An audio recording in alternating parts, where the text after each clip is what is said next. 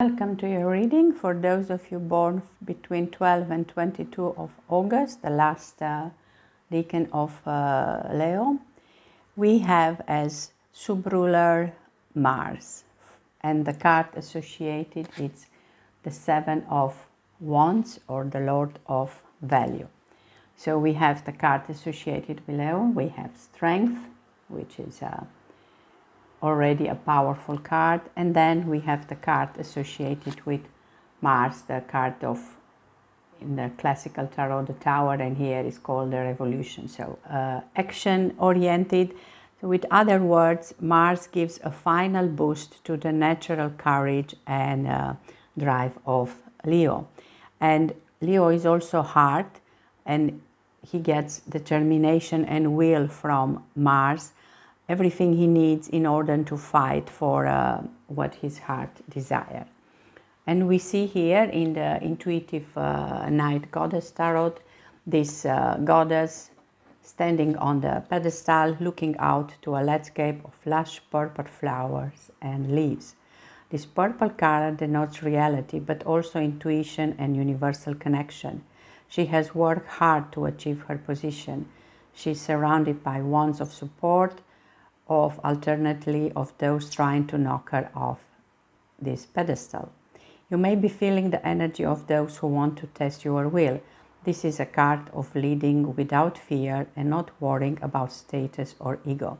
Allow yourself to be fierce and bold and true in doing work that benefits others around you. Be a warrior, but know when to use that strength and when to rely on other aspects of yourself to shine. Be an example for your community by leading with abundance and humility, and you will be supported. So leadership is an important keyword for this card and for this period, because we saw here that the purple flowers were very important. I was looking in the Oracle de Fleurs Enchantées, and we have two purple flowers here.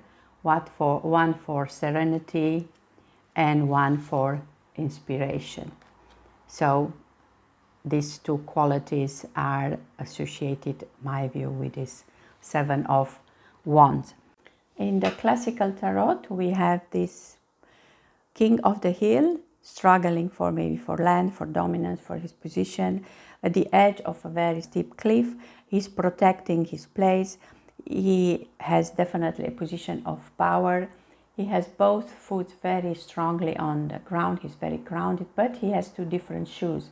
So we can see it as a doubt, or maybe as a bridge between two different worlds, because these wands are also symbol of spiritual conflict. If we think of the Six, the card before, where it was about success, now maybe the people who saw him as a hero, now they think we don't need another hero. If we look from the other side, something is burning, they are very upset, they are disappointed in him. So now he needs to face the opposition, the challenge, and to be strong enough to stay alone for his own ideas, for his truth. And if we look at the card before, he prays like he knows this is going to be difficult. He prays to get the strength to stand up for his ideas and the courage to take a stand in front of all these obstacles, opposition, and to have the determination that he needs. And after fighting, if we see the card after, it's like, okay, I'm not going to just stand and protect here the place. I'm just getting down and start the fight. I'm not afraid. So he finds the courage to act. So this card is, like I said, the card of leadership and courage. Are you loyal to yourself? Do you know what you are up against? And how can you, in the most effective way, take a stand and just present your point of view, even if you know there is going to be some opposition attached to? If we look at other decks, and I'm looking now at the Cosmos Tarot, the card Seven of Fire here is the card of Hydra, and it's about perseverance and survival. From the Greek mythology, it was an immense serpent who had poisonous breath and blood was so virulent that its smell alone can make you death. This creature was having heads, so wherever you cut one, they will come back. But then Hercules managed to overcome the beast, proving that even the most difficult task can be overcome with strength and perseverance. So this is a beautiful card for this Seven of Wands. Even the most amazing challenges can be overcome. And I like that fact that now we are Mars in Leo, but Leo it's now the end. We move to Virgo. But also Mars just moved in Gemini, and it's in a transit that will be for 8 months.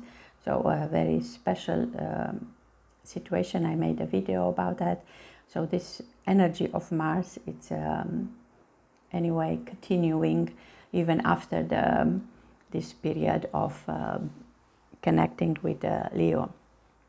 If we look at other deck, the Seven of Wands, I like this girl here, like she is definitely not giving up, no matter what people around her are saying. And she's like, come on, I have the courage, I have the strength, I stand on my ground no matter what people are saying. And she has a lot of passion for her path, enough to support her cause. It's like she has confidence. I watched for the past days the European Championship, and there was one amazing Swedish guy who could jump more than 6.6, and he said that a lot of people can do it, but they just don't have the self-confidence. And here we see definitely self-confidence.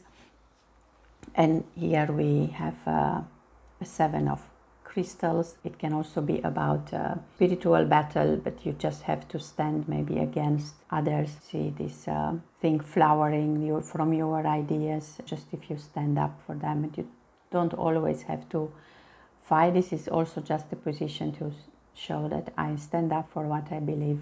If we look at the Naked Heart Tarot, we have this Seven of Wands as protecting the throne. We see this mountain lion use 2 wands in defense against 5 other wands that face it. This is like protect what he has to build. The power of Leonia, it's even more strong with Mars as sub-ruler. And now if we look at the part of the love in the Love Tarot, the dragon that was maybe caught, or he looks like he's the dangerous one. But sometimes you be careful, because their mess can become your mess. Some people are seeing the dragon of something very dangerous, some not. He has to do a fight that is not his. Pay attention that if you stand up for something that are your ideas, and it's you that you have to protect something, not necessarily what other people are imposing on you. If we look at the Tarot of the Seeds, because I'm very much in the fairy world, this is the Warrior 7. A hero stands against the odds, her flaming sword raised to the gods, and when they hear her battle cry, the sorry cowards will surely fly. I see here she has like a unicorn protecting this energy around her colors, the rainbow body, ready to protect her own. And for the Muse Tarot, we have the Seven of Inspiration. Defend, I am here, I am strong, and I have made it. Take, you can't, and break, I shan't. No closing in will shed it. Beautiful. Don't even think that we have to say more about it. This is definitely about protecting your inner light, despite other people's negative opinion or mindsets. And especially in this time, important to pay attention to the energy, because realizing you bring the energy, your own shining light, you bring it into the darkness around you, into the world, and you just have to trust that. Even if you can't see anything, you maybe don't see any effects of whatever you are shining into the world, but trust, be the inspiration. And of course, 7, it's a card of a new dynamic of individuality. And this KALY tarot, we have a small beautiful card here. It's about apologize. Maybe you have to negotiate the terms of an agreement, maybe even with a negativity. So I see these 2 cards when this looks like a game, that this is the toy that she had, but now the toy is in charge. Negotiation before attacking, not necessarily have to fight. And if we look at the Angel Tarot, we have the 7 of fire. Wands are associated with fire. And we see another dragon, so we already have several dragons here, so a lot of fire energy, of course. And it's about standing your ground and don't back down. Whatever comes from the past or what comes in the future, she has a pure heart. Always defend your balance and choose wisely. Choose your fights. For this, like here, these wands cannot really affect her. She's strong enough, and I like that are all like the rainbow colors, but she already has the colors of the rainbow, her dragon at least. Also a good advice to choose your battles. Don't know where to add them, so you can still enjoy them, because I all find them beautiful cards. And from the ancestral part, I found it beautiful because it's associated with solving the riddle of the Sphinx. So it's an introduction to the mystery, an initiation, the will to know, to dare, and then maybe even to keep it silence what you know, the coming together of all the experience, goals that are achieved by synthesizing the experience of the past. These 2 cards are both bringing this rainbow, like 7, the colors of the rainbow. But now you know, you are initiated, you can solve the mysteries. And of course, if that costs of standing up for your beliefs, you are even protected by all these lights around you. Not necessarily they are going to attack you, but they are here to make you strong. All the challenges are here to make you strong. And that we also see in the tarot of Ananda. Again, we have these beautiful colors, the 7 of flames. This is about increasing your perception, awakening, achieving wisdom through self-knowledge, and don't forget the transformation. You see that Mars here brings a kind of revolution that also brings a transformation. And the last card, this will be from the 5th tarot, restoring the 5th element, but now we are again with the 7 of fire, and this is here it's a card of activation. We have this activation at several levels. We said the wands are also about spirituality, and this is an activation that also happens on the planet. You can activate your own codes, and this is a planetary grid. We have 7 orbs or 7 suns, and they are representing the north here, the south, the east, the west, above, below, and within.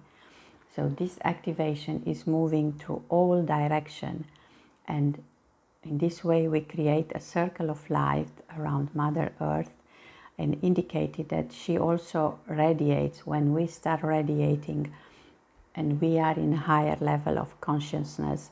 She is also in the same journey towards a higher level of consciousness.